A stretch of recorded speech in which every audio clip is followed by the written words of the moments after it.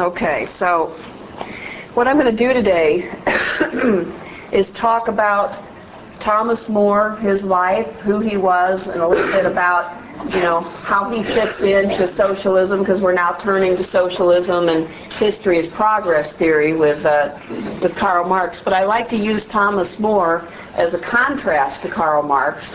Oftentimes we think that socialist or communist thought begins and ends with Karl Marx, but actually it has a long, long history, starting all the way back in ancient times, and has many different versions, including Christian versions. And actually Thomas More is a Catholic Christian who was later sainted, but he came up with this utopia that reflects in many ways the sort of perfect Christian vision of sharing and so forth.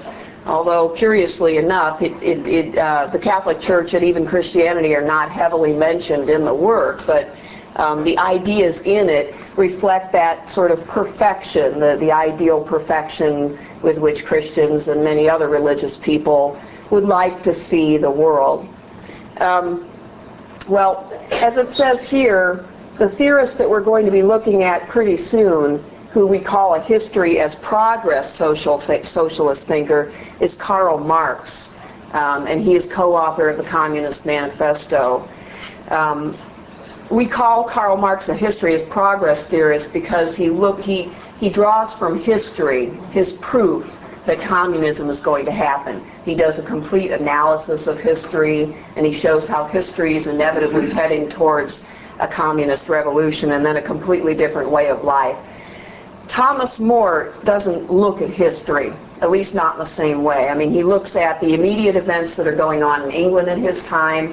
He probably takes into account the history of England as the backdrop for what he says, but he has no theory of history. That's not important to him.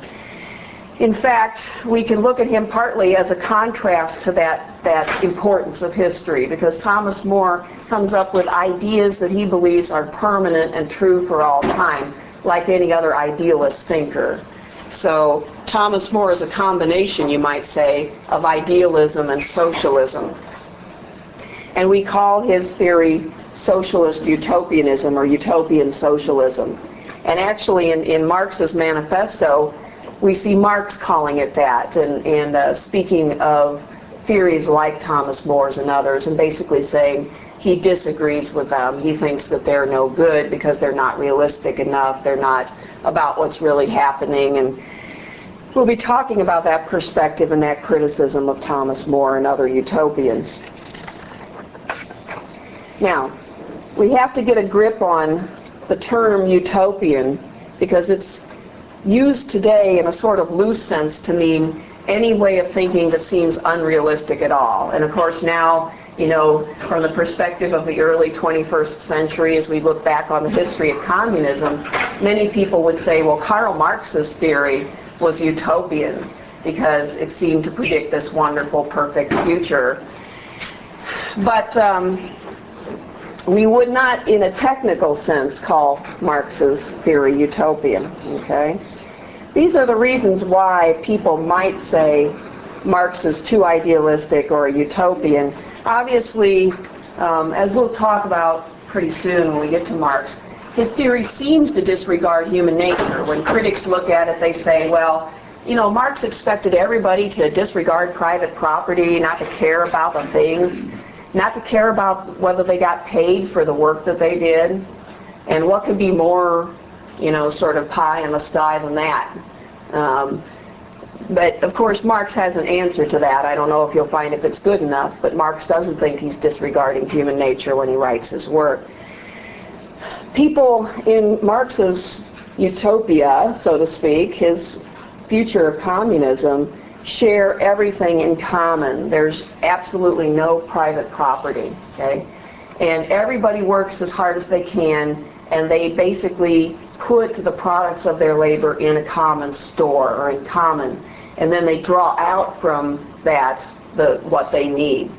And that seems to people today to be sort of very unrealistic. And the question is, why would anybody submit to this? Especially if somebody works harder, than others, then they're going to feel ripped off if they don't get more. The old saying, each according to his abilities, each according to his needs. Right. Kind of deal. Yes, exactly, right. That was the slogan, or one of the slogans of Marx. From each according to his ability, to each according to his need. And that seems to us, living in a capitalist society, and most people live in an economy that is somewhat free, right? Where, if you work harder or produce things that people want, you're going to make more money, you're going to be rewarded more than those who don't, okay? But in the communist society that Marx envisioned, people would work not for the reward, but because it was intrinsically rewarding. And they would do whatever they could for the overall society. And they would not at all resent receiving the same amount. Okay? Now my point here is that that seems utopian to many of us. Okay? But yet Marx did not want to call his theory utopian. In fact, he called other people's theories utopian as he criticized them. Okay? Now, both More, whom we're going to be looking at first, and Marx see property as the source of injustice and conflict. So to that extent, they're the same. They both see property as the root of evil. Property is what corrupts people. It makes some people have more power than others. It makes people vain and arrogant, so that they lord their property over others who have less. Okay.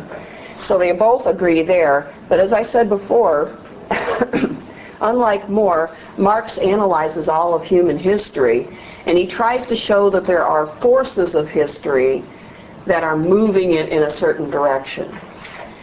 Now, these forces of history come from human nature itself. Okay, the fact that human beings wish to, have shelter, wish to have comfort. Okay. And that drives them to seek property, and then of course they want more, okay? And so throughout time, these forces within human nature have created what Marx calls class conflict, because there's always going to be some who have more and some who have less. And throughout time there have been clashes between various economic classes. And this is what drives history towards an ultimate and inevitable revolution in Marx's view, okay? Now, don't worry too much, because we're going to go into this in detail later. Yeah? Marx wrote the history of Fifth Earth Society is the history of class struggle. Could he have been kind of like a realist, looking at the wrong parts of history and, been overwhelmed with the time in which he was living? Well, I think so. I think the time in which Marx was living had a great impact on him, because this was the time of the Industrial Revolution. And people really were in very poor shape. Many, many people were desperately poor. It looked like capitalism was something that was abusive. Factory labor was, was degrading to people.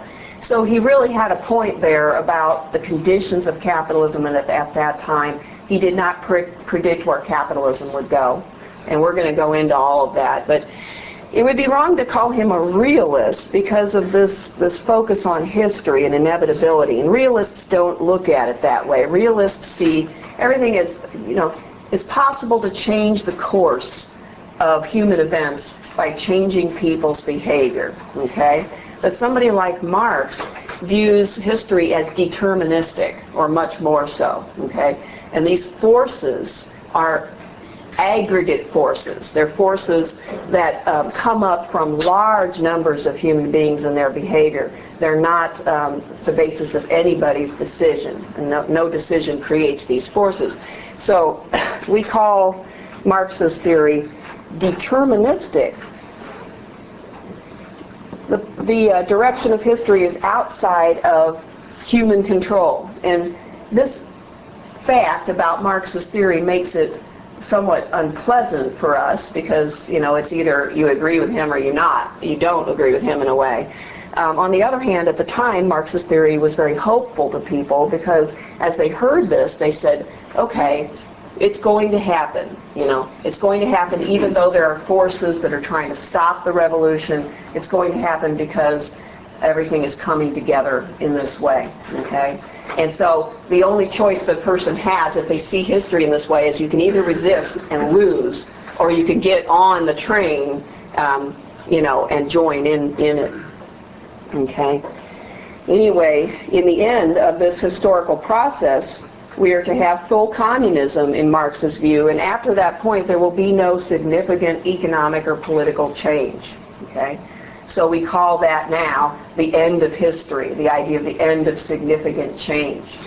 So with communism, and communism he thought would spread worldwide, you will have a completely different way of living together, you would have peace on earth, and so in lots of ways, from our perspective, it seems like he expected a lot.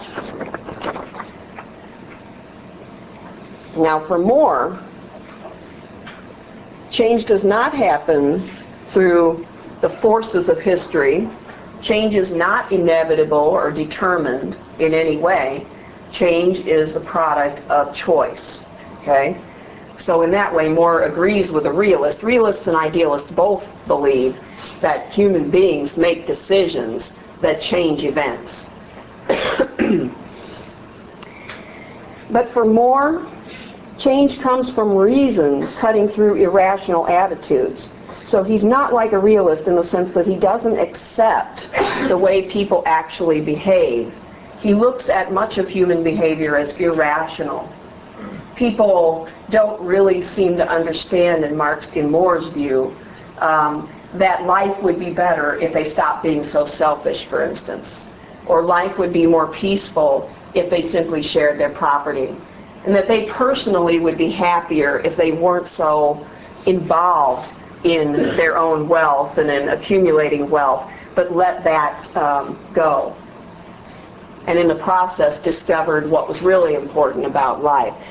So More is an idealist in that sense. He believes that people can and should be much better than they are, that they should elevate their motivations away from selfishness, towards caring about the common good, and away from materialism, and this is very important, away from materialism, the focus on things, and towards spiritual and intellectual pursuits, okay?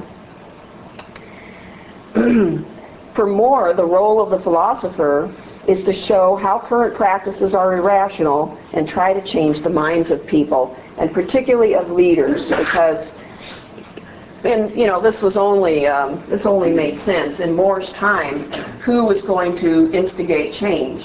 Change wasn't going to come from the illiterate poor people of his time.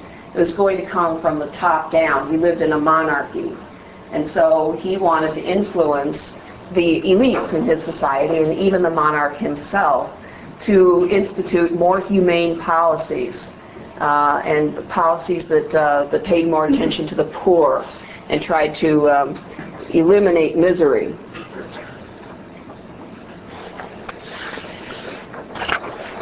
Now, as I said, like Marx, More thought that property was the root of all evil, but unlike Marx, evil meant a spiritual thing for More, okay? For Marx, evil is, he wouldn't even use the term, but the bad results of human behavior are really rather unintentional. In Marx's perspective, even the rich are victims of the system. Every human being is a victim of the economic system, and they're locked into it, and they can't do anything but do what they do. But for More, selfishness is a spiritual problem. It truly is evil, and it's a choice, and you have to try to eliminate that evil. Now, many people, including many people in the Catholic Church at his time and now, would disagree with his solution, because his solution was to eliminate property. But the typical Catholic teaching is not to eliminate property or communism, but rather to teach people that they need to share their property, that they need to not hang on to it, that they need to be able to be generous and give it away, okay? So he differs there, and I want to make it clear that you're not getting Orthodox Catholic teaching in this particular respect when you read Thomas More's Utopia. On top of eliminating property, we'll see that More wants to reorganize society in a very radical way using rational principles. Okay? Now, obviously, he didn't expect everything that he depicts in Utopia to be adopted by England, but still, you get the sense that he believes that the more planning that goes on in society, the better off everybody will be. Okay?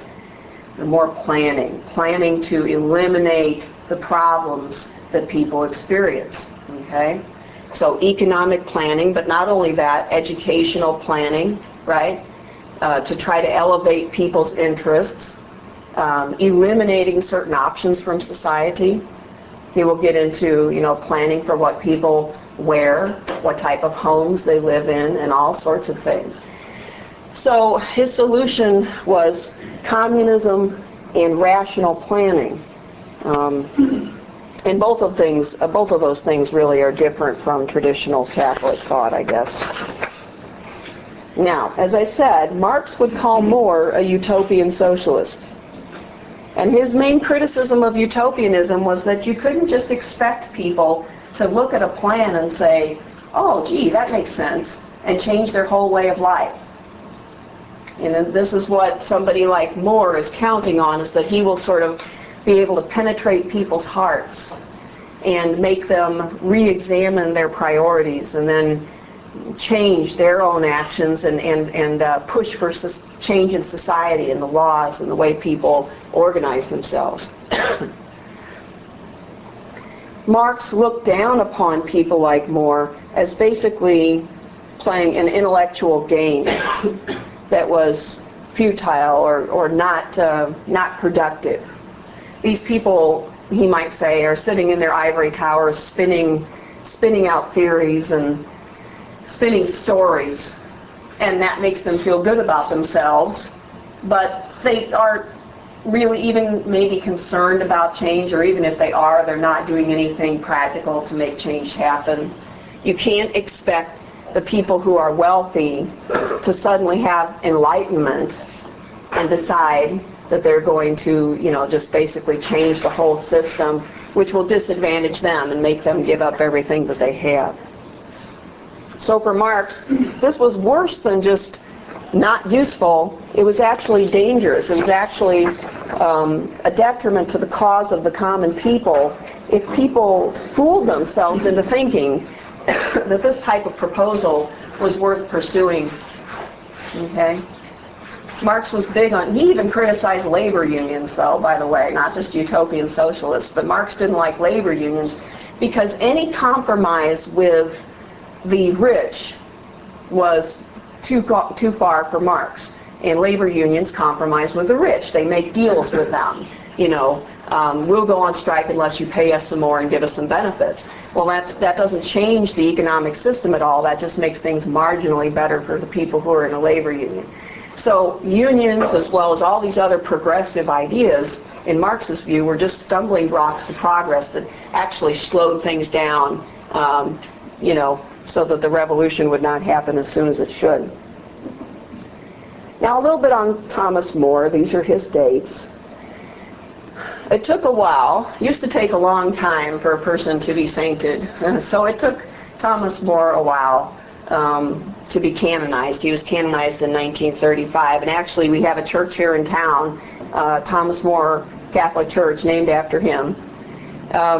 He was canonized because he refused to accept King Henry VIII as the head of the Church of England. There's a whole lot of things going on surrounding this whole thing, and we're going to be talking about it, and we're also going to see a DVD on it so that you understand the historical background a little bit more. But Thomas More was not canonized for this book or for the ideas in it, but he was canonized because he became a martyr, because he said, no, I'm not going to support your split with the Catholic Church. Okay? And you probably know, maybe anyway, that King Henry VIII is famous for having all those wives, seeking for an heir, a male heir, and he kept getting divorces, because the wives in his life wouldn't bear a male for him. And that first divorce with Catherine of Aragon is what got this whole thing started. As he tried to seek a divorce, he had to convince the church that the marriage was invalid, and the church balked and said, no, You know, we're not going to give you a divorce. And as they wrangled back and forth, the king started to get angry at the church and see the church more and more as a stumbling block to his plans. So that eventually he proposed a split with the church and the creation of his own church. Well, anyway, let's look back at More's life a little bit. He was the oldest son of an English judge, so he was born into a family in which the law was important. And so he followed in his father's footsteps. He studied law, and he achieved his law degree in 1501. And at the same time, though, More always had a very strong spiritual streak. And he was torn in two directions, whether to become a lawyer or whether to become a monk or a priest. Okay? And so he actually tried the monastic life. He lived in a monastery for several years. And yes? The monastic life is almost like an ideal. Communism, the public is wealthy, but each person that is in total poverty is very much like Right, very good point. He said the monastic way of life is very much like a utopia because nobody owns any property and everybody works together. And it's very structured, too. It requires a lot of discipline to live as a monk, so that could have provided a model for him for this utopia. Very good. So after this, More decided that he did not want to be a priest or a monk. But yet he continued in many of the practices that he had learned in the monastery for the rest of his life, and he continued to be very spiritual and very disciplined about his spirituality. Mm-hmm. Was he the same guy who wrote Paradise Lost, or am I mixing up? That's Milton. Oh, okay. Yeah. But that's another wonderful book. So throughout his life, More prayed daily, and I mean by prayed daily, I mean a lot of people pray daily, but you know, he would shut himself up in his room and spend long time in prayer. He fasted regularly, and he continued to be an avid reader of the Bible and other works, and a scholar of theology as well. So what I mean to say is that he was extremely serious about his religion, and he never gave up much of what he had learned in that monastery. And even though he ended up getting married and he became a man of the world, there was always this very large side of him that was contemplative, that was, you know, an inner and thoughtful person. Okay? Now, he practiced law for a while, privately, and he married a woman named Joan Colt in 1505. When he married her, and they started to have children, he decided that he would go to work for the City of London as what we would now call a district attorney. And as you know, a district attorney is somebody who prosecutes criminal cases within their district. So within London, he was chiefly responsible for organizing the prosecution of criminal cases. Now, in London, and London was an abysmal place for poor people at this time, okay? There were huge districts filled with poor people living in very bad circumstances, very unsanitary, lots of prostitution, lots of crime. So these people in the past had been rather disproportionately the subject of criminal prosecution, you might say. You know, if a poor person got desperate and they're starving and they broke into a store and stole that loaf of bread or that chicken that was hanging there, they could get thrown into prison for years and years. They could even be executed for such a crime. And this was a regular occurrence and a threat that was looming over their heads. Many of these people were just desperately poor.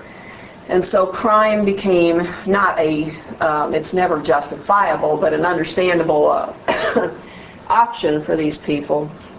There was no distinction in the law, or at least how the law was applied, between somebody who, say, had murdered someone and someone who had simply gone on to some of these property and stolen some food or whatever. More started to change that. He started to try to apply appropriate sentences to fit crimes. He stopped focusing all of his prosecutorial power on the poor. He started to look at other segments of society. So did you say he invented mitigating circumstances? Well, he may not have invented it, because there was the Catholic doctrine of the Middle Ages goes into that quite a bit, and Thomas Aquinas, whom he would have been familiar with, goes into that a lot, and I'm sure he was drawing from that. In other words, that, you know, we have this sort of absolute right to survival is the basic idea of Aquinas's theory, and therefore, really, if you do something in order to simply to survive, because people are cutting you off from sources of survival, if you steal food or whatever, it is understandable. It is not really a sin, according to Thomas Aquinas. So More took that, but I guess you're right. He's one of the first, anyway, to really try to apply that idea of mitigating circumstances in the law and understand that the law can't be applied as an absolute. It has to be tempered with, understanding about the circumstances in which people are living. Very good. Now, his wife Joan died in 1511, and he had 4 children by that time. And within weeks of her death, he married a woman named Alice Middleton.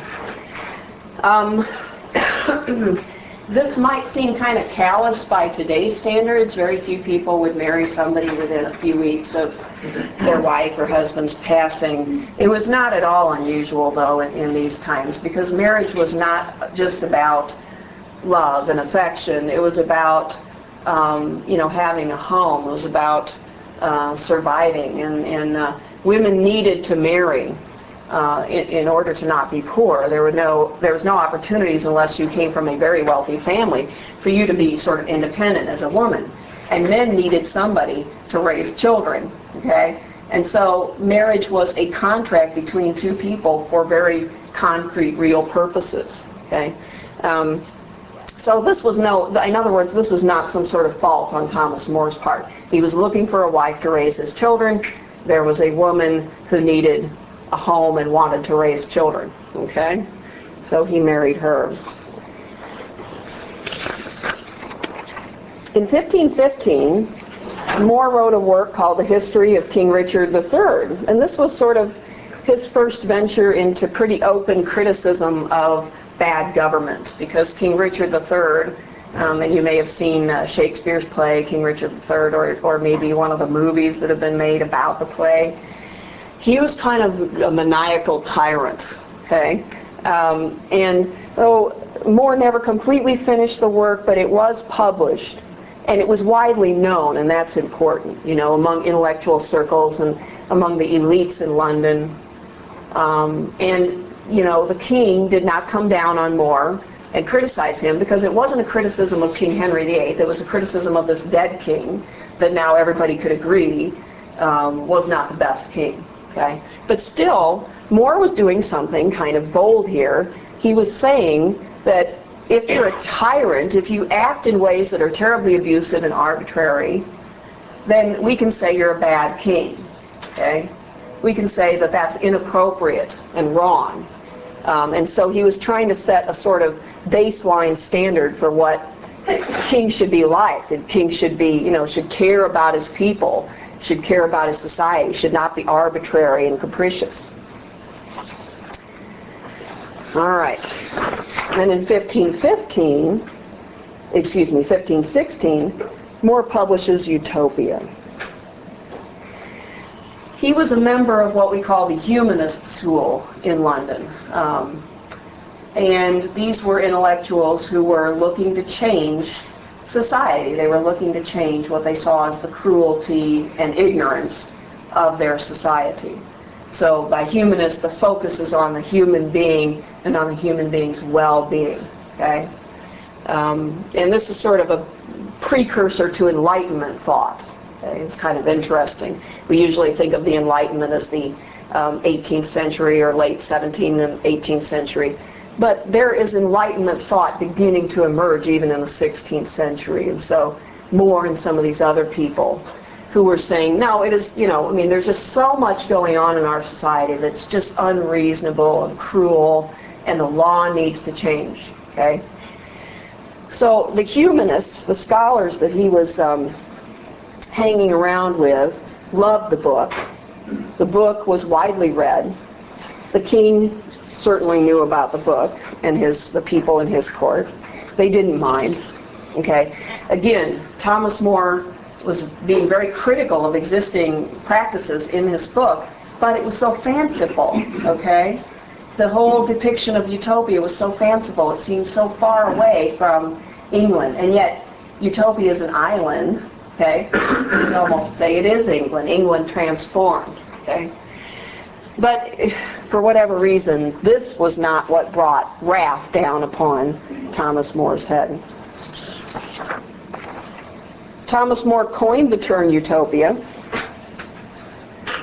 from two Greek words, either, and we don't know, or maybe both. Most of the authors that I've read say More had a play on words in mind and thought of both. Utopos meaning no place, and utopos meaning good or happy place. Okay? So probably More meant to say it is a happy place that is nowhere, that doesn't exist. Okay? So when we use the term utopian, it comes from this book, from the coining of this term by Thomas More. So even by the title, we know it's not a proposal for a real place. Thomas More doesn't expect that it's going to pop up somewhere. It certainly doesn't exist now. But it is an ideal, it is a place where the closer you get to the ideals in this utopia, the happier he thinks you're going to be. Okay. All right. Now, in the first chapter, we find that More speaks through the voice of a character named Raphael Hythloday. And Raphael is a seaman, and he is in other words, a voyager, somebody who has traveled to many lands and seen many cities. And he has come across this island nation in his travels, and he can't even tell you how to get back to it, okay?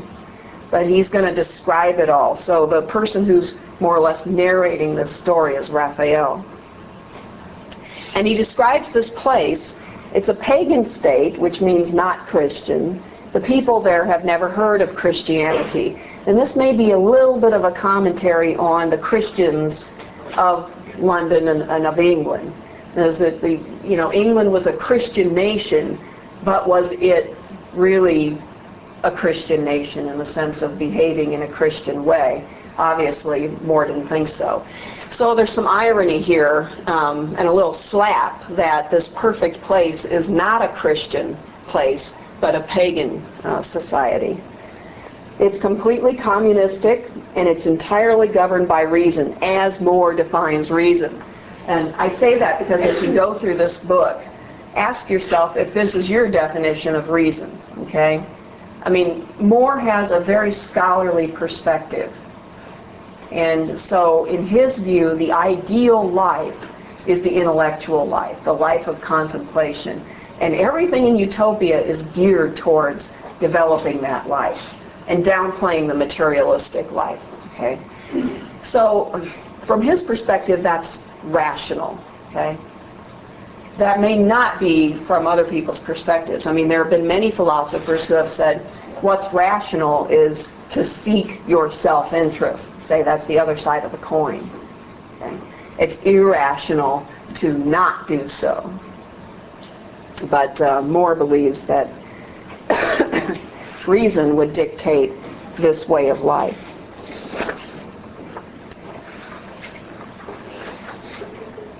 The contrast in this first chapter is with the England of his day.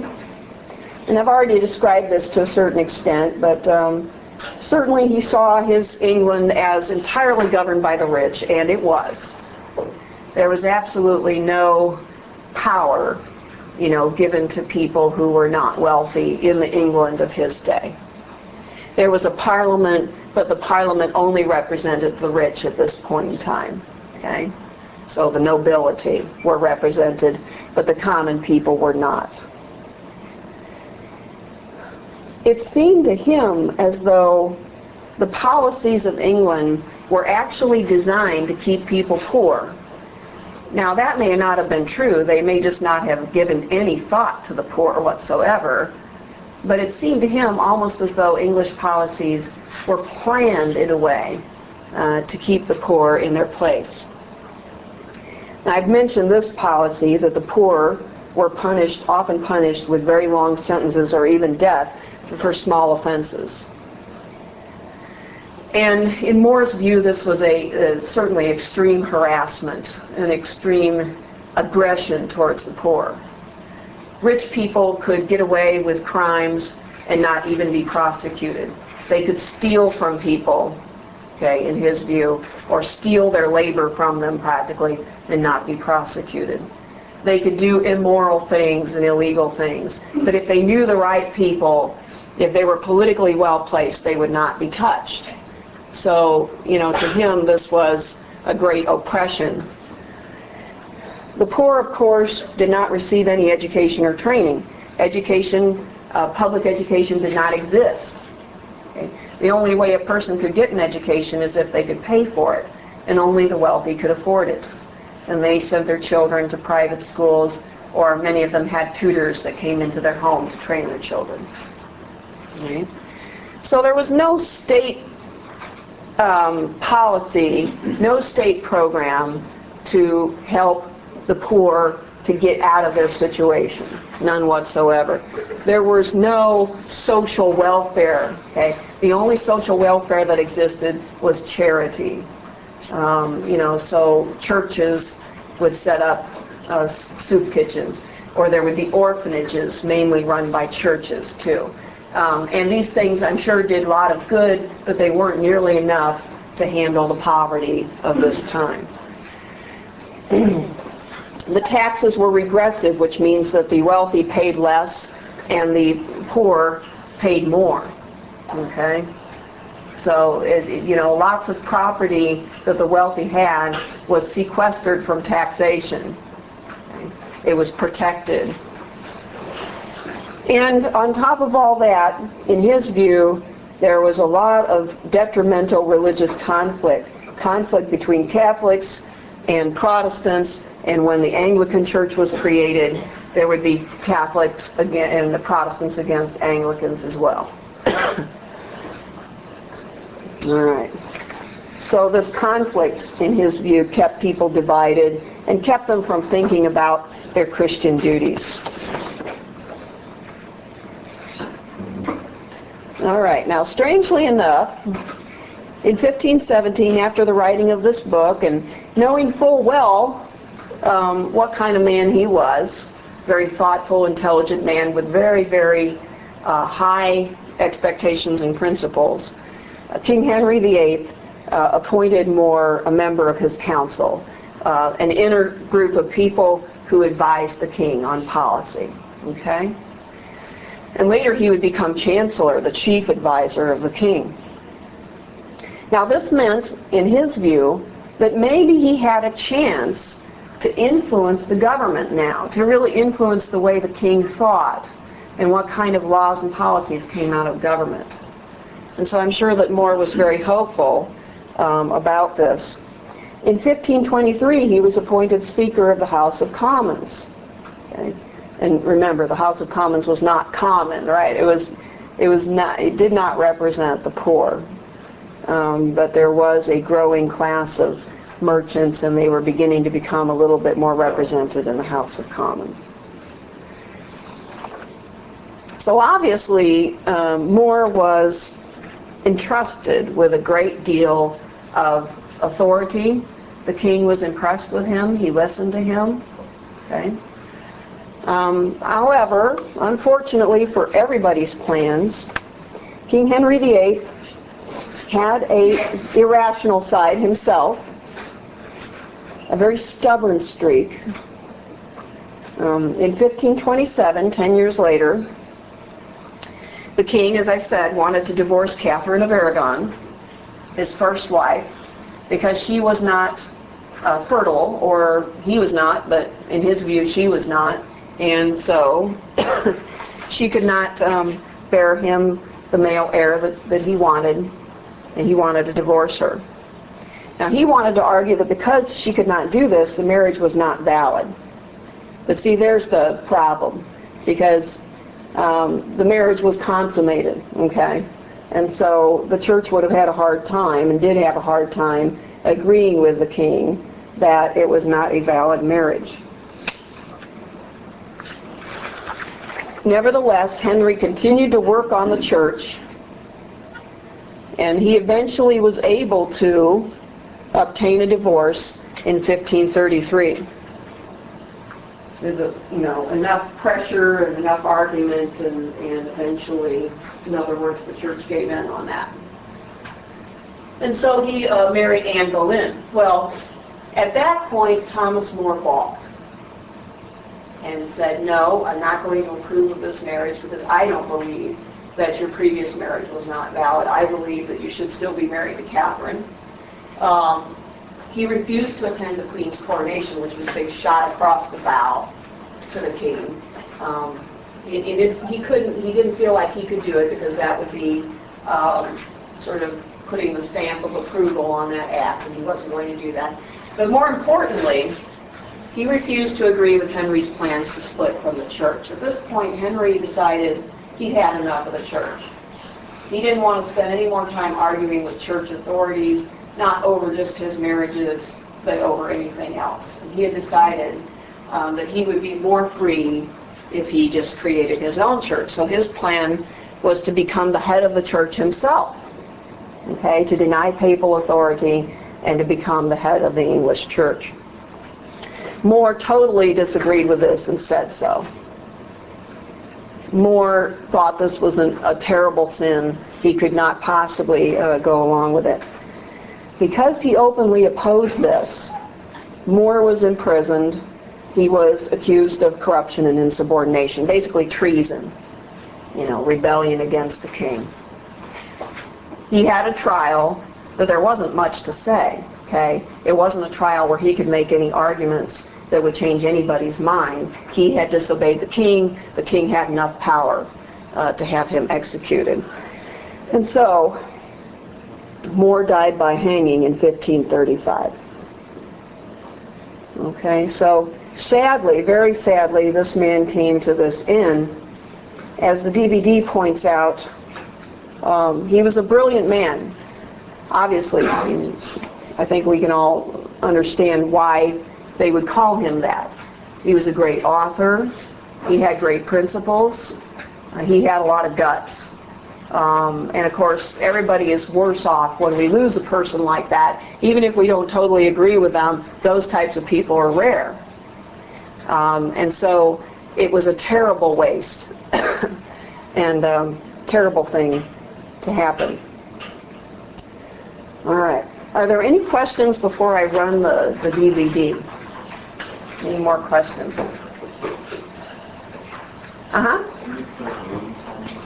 The reading assignment? Sure. Let's put it up briefly. This DVD is 20 minutes long, and it just covers the basic history, a little bit more about his times. So it's 28 to 71.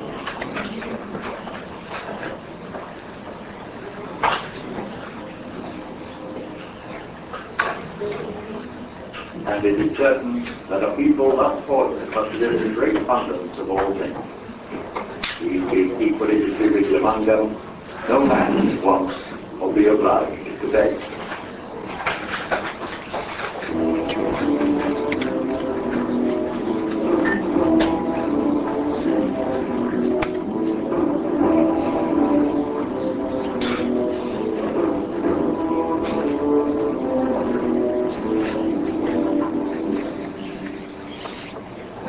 The word utopia literally means there is no such a place. It is this name that the English writer and statesman Thomas More gave to his ideal republic. In 16th century England, his vision of the perfect state was audacious and unprecedented. 5 centuries later, it is still considered revolutionary.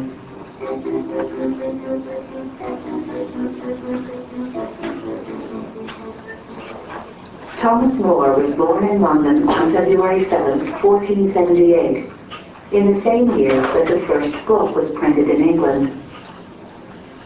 He was the second of 6 children born to Sir John More and Agnes Granger.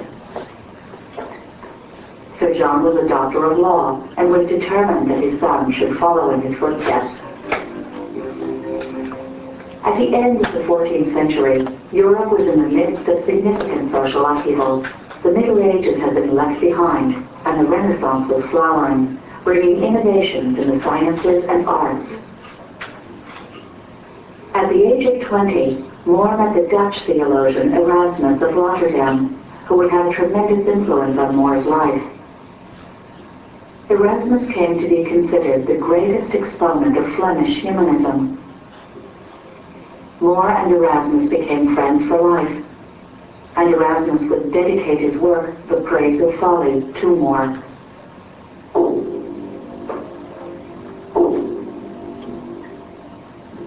Like Erasmus, Thomas More too became a humanist.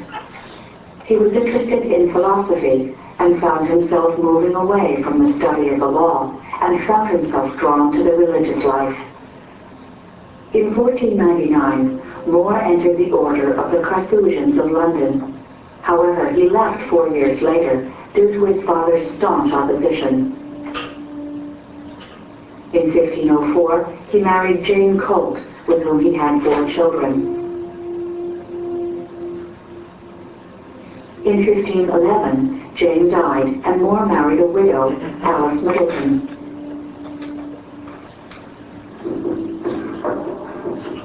Meanwhile, on April 23, 1509, Henry VIII of the House of Tudor was proclaimed king upon his father's death. After Henry VII's absolutist reign, the new monarch, then only 18 years old, stood as a new hope for England, especially for humanists and men of science, whom he took under his protection. By papal dispensation, Henry married Catherine of Aragon, his brother Arthur's widow. Thomas More was devoted to Catherine, a fellow patron of the arts. More became a fervent supporter of Henry VIII. In 1510, More was appointed Justice of the Peace of Hampshire and later on Under-Sheriff of London. From that point forward, he was consulted on all important legal matters. His wide-ranging knowledge and well-formed sense of justice made him very popular with the people of London. However, in only a few years of working for the king, Thomas More came to believe that Henry was no different from previous monarchs.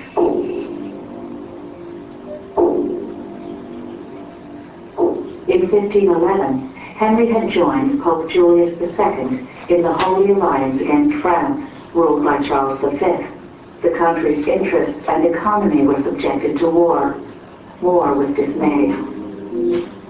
In 1515, Thomas More traveled to Flanders on his first diplomatic mission to address business matters between England and the Netherlands. It was on this trip that he devised his greatest literary work. The first title he gave his manuscript was Nusquama, the Latin equivalent of the Greek utopia, meaning the place that does not exist. In Antwerp, More met one of Erasmus's friends, Peter Gilles. Antwerp would become the setting for More's book, and the story begins with an imagined encounter among Thomas More, Gilles, and a fictional character whom More called Raphael Hyphlide, a name that means speaker of nonsense. More depicted Hyphlide as a humanist and sage from Portugal, a tireless adventurer who had sailed to the New World with Amerigo Vespucci, the Italian explorer whose chronicle Mundus Novus More had avidly read.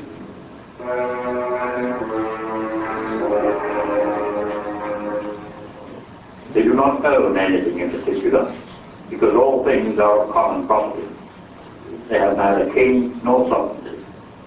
They know no metal except gold, which, though plentiful in those regions, is not valued as such. Thomas More would later adopt these same characteristics for his utopians. More divided Utopia into two parts. In Book 1, More introduces the fictional character of Hyperion. Hyperion serves in the work as the reporter who describes the Republic of Utopia, and through whom More would harshly criticize Europe's social dynamic in general, and England's in particular. To this I would add that after all those warlike attempts, the vast confusion, and the consumption both of treasure and of people that must follow them, perhaps upon some misfortune, they might be forced to throw up all at last.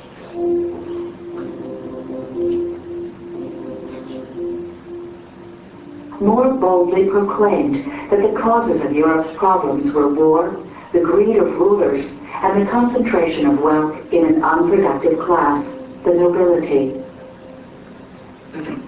Through Hyperion, More also objected to the imposition of the death penalty on thieves.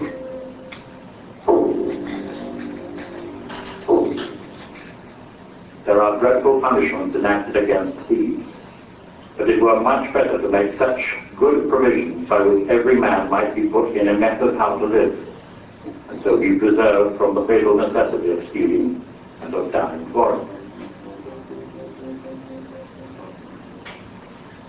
In Book 2, More undertook describing the Republic of Utopia and its inhabitants, the Utopians.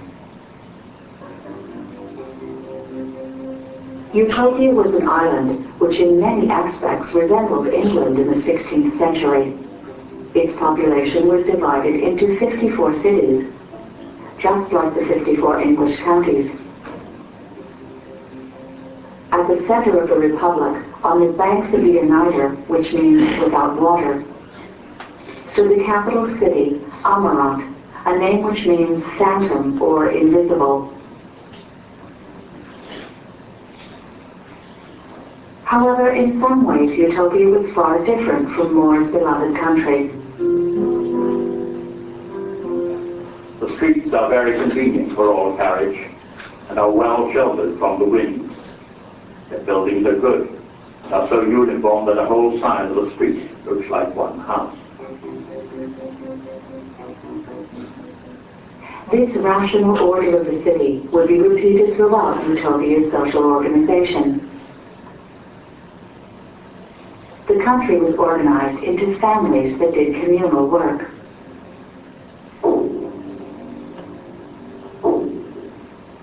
Agriculture is that which is so universally understood among them that no person, as man or woman, is ignorant of it. They are instructed in it from their childhood. Utopian women received the same education as men. They could become priestesses and were even trained for war.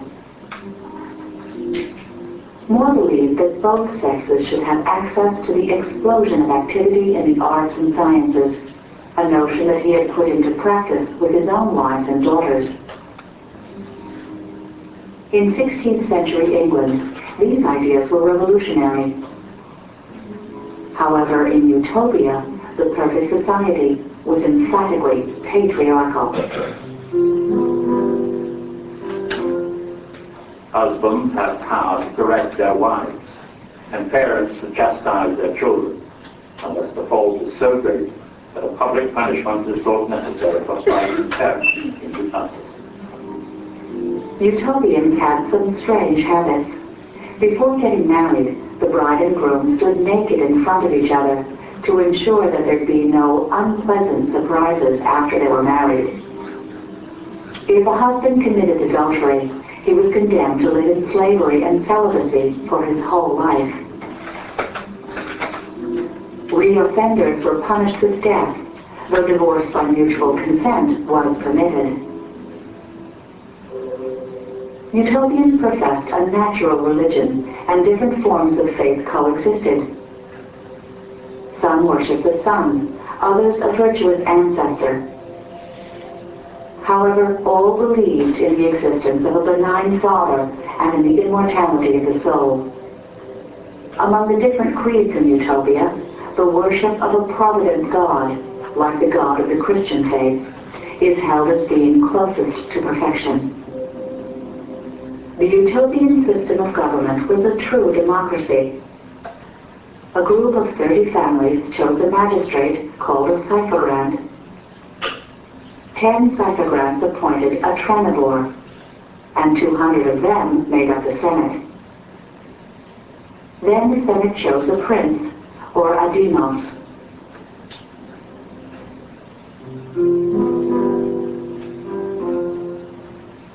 It is death for any to meet and consult concerning the state, unless it be either in their ordinary council or in the assembly of the whole body of the people. These things have been so provided among them, that the prince and the fanibors may not conspire together to change the government and enslave the people. Because democracy didn't exist in England under Henry VIII, More's views could have been considered dangerous. The monarch had absolute power and therefore controlled the parliament. In Utopia, justice was the fundamental reason for the state. The community's well-being took precedence over that of any individual. Thomas More thought that the moral education of rulers played an essential role in the destiny of nations. In Utopia, magistrates were chosen from among those who devoted their lives to study. Even though they were exempt from manual labor, they too toiled with their hands in order to set a good example for the populace. Laws in Utopia were accessible to all citizens. As a result, lawyers were unnecessary. Every one of them is skilled in their law, for as it is a very short study, so the plainest means of which words are capable is always the sense of their law.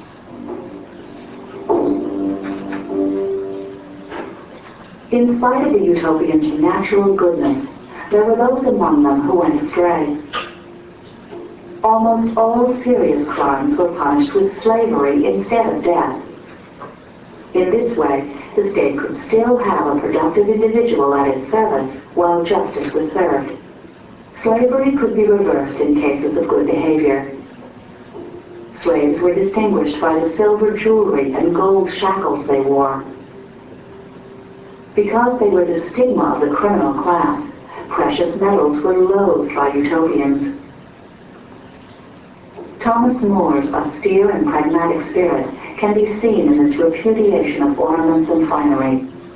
In his view, iron was a much more useful metal than gold. More also addressed the harsh realities of war. Utopians received military training, but they only went to war voluntarily. And while More's conception of the ideal state was unique in many ways, perhaps most unusual of all was Utopia's lack of private property. From whence I am persuaded that till property is taken away, there can be no equitable or just distribution of things, nor can the world be happily governed. For as long as that is maintained, the greatest and the far best part of mankind will be still oppressed with a load of cares and anxieties. In Utopia, everything was public and common. Again, this was a potentially revolutionary idea. Working conditions in 16th century England were brutal. The workday often lasted from 5 in the morning to 7 at night, and wages were meager. More imagined a system in which people worked 6 hours a day for the community.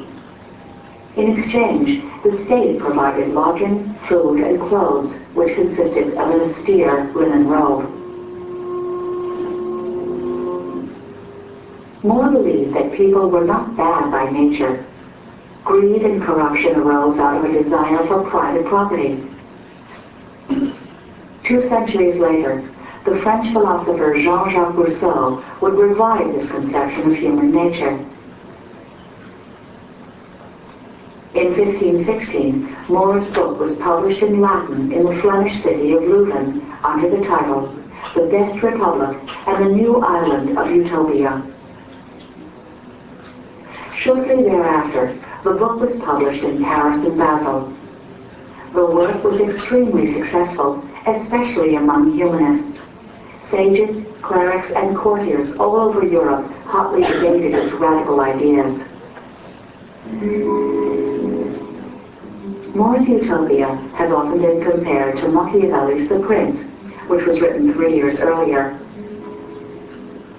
In his treatise for rulers, Machiavelli created the concept of the reason of state, whereby political decisions were not subject to religious or moral critiques.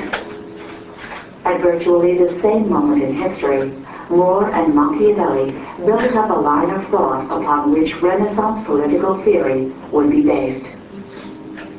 These two authors, philosophically worlds apart, both addressed an intractable problem faced by the Western world.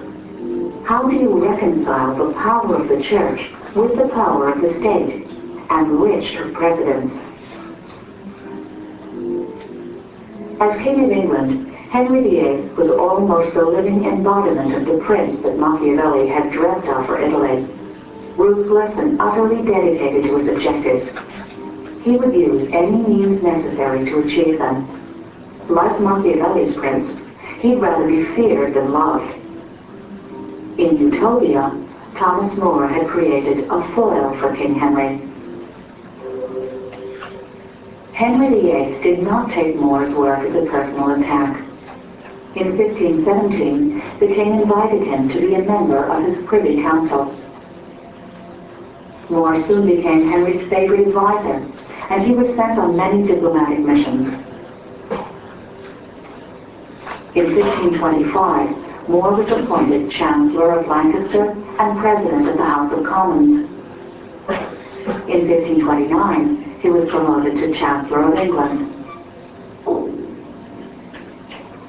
Meanwhile, Henry's wife, Catherine of Aragon, was not providing the king with the male heir he so desperately wanted. Henry, determined to marry Anne Boleyn, requested that Pope Clement VII grant him a papal dispensation to annul his marriage. The Pope not only didn't grant his request, he threatened to excommunicate Henry. The king then ordered More to use his position in Parliament to revoke the marriage. More refused, arguing that Parliament could not usurp papal authority to favor the king. In 1531, Henry VIII broke with the Church of Rome by means of the Supremacy Act, which established the king as the sole head of the Church in England. Shortly thereafter, Clement VII excommunicated him. Thus, the Anglican Church was born. Suffused with the ideas of Luther and Calvin's reforms, which were spreading throughout Europe. In 1532, Thomas More, a fervent advocate of the Catholic Church and papal authority, resigned his position and settled down in his house in Chelsea. He lived peacefully for 2 years, surrounded by his family, students, secretaries, and even a jester. However, he knew that sooner or later he would have to pay for his disobedience to the king.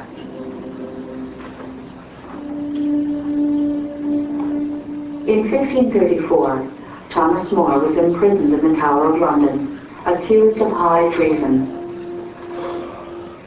He spent 14 months there. On July 1st, 1535, the trial began. He was found guilty and sentenced to death.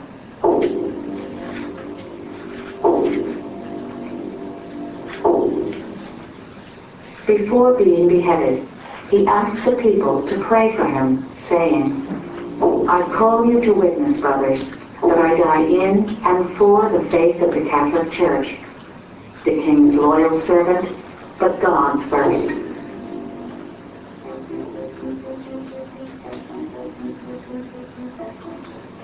Utopia was translated from Latin into English in 1551, 4 years after Henry VIII's death.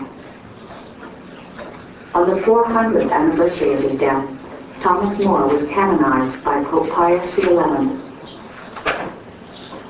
In the year 2000, Pope John Paul II named More patron saint of government rulers and politicians. 2 years later, the Prince of Wales hung a portrait of Thomas More in the Anglican Church as a final gesture of reconciliation.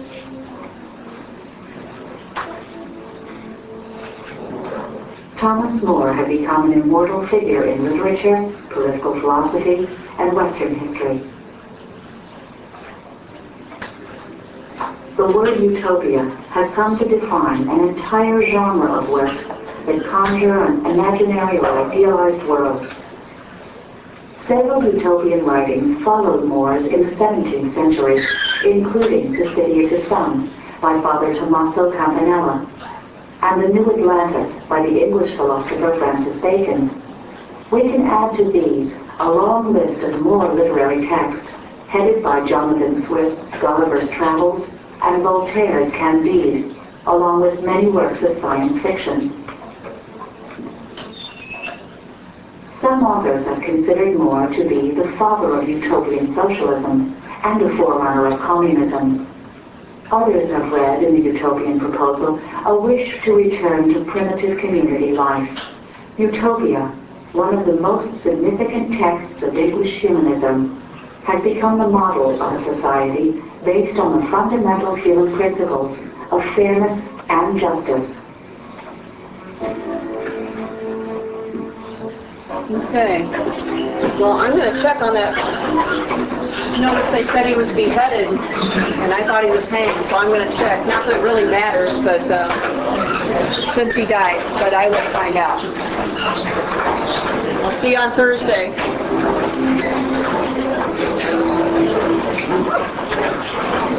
Will they have that on DVD? Yeah.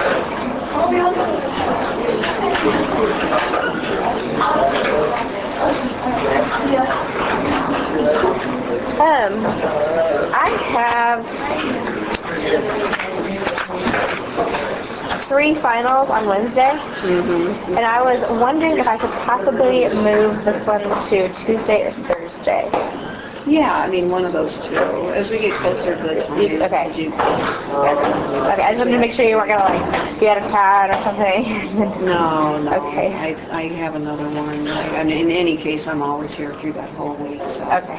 It shouldn't be a problem, but probably I would prefer to do it ahead rather than later. That's what I kind of would prefer to. Yeah, so maybe like Monday or Tuesday. Like the week before finals, we just stop by and talk to me again, and we'll come back. I had a question for you. It just seemed like we live